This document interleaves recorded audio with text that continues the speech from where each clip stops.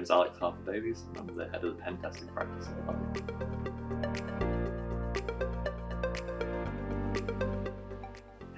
It varies company to company, so we try to engage actively with companies during the scoping process to make sure that the timelines are appropriate.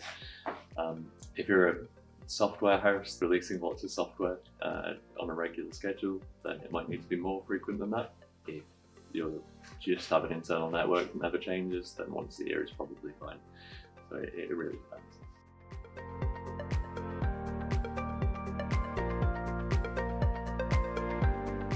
Automated tools are getting better and better, but they are not intelligent.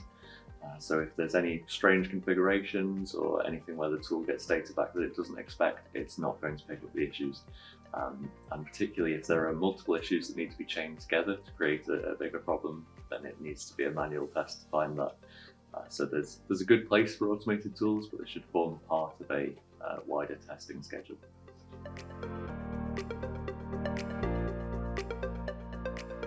Yeah, so we're seeing, particularly on internal networks, we're seeing a trend with Active Directory certificate services, which is Active Directory's way of managing permissions and authentication. They're difficult to configure correctly, and there's quite a suite of vulnerabilities that have come out of that, allowing privilege escalation internally. So that's an area of focus at the moment.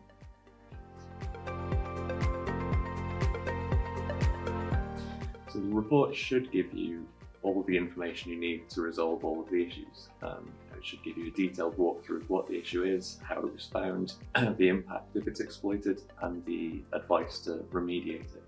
And then it should be sufficient that you don't need to go back and ask for more information afterwards.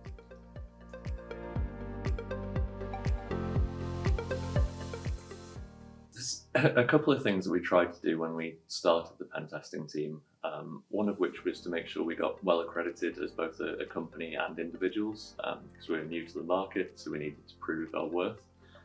But the other and more important one I touched on before was the sort of working collaboratively with companies, because pen testing companies can be, to borrow a pen testing term, a bit of a black box where you put a scope and money in at one end and a report comes out at the other end, and you don't really see the process that goes on, and that's where the interaction ends.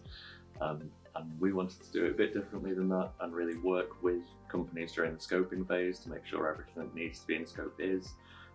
One of the advantages that we have as pen testers is we see hundreds of networks and hundreds of apps a year, so we can pick up on trends and things that the company might not have thought of. And then during the test process, we try to engage actively there as well to make sure that we're keeping people up to date. We're telling them about critical vulnerabilities as we find them rather than waiting. And after the reporting, we make sure we offer wash-up calls so that everything's been understood. If there's any follow-up questions, we can answer them there. And it's just more like building it as a consultancy piece rather than just a project service.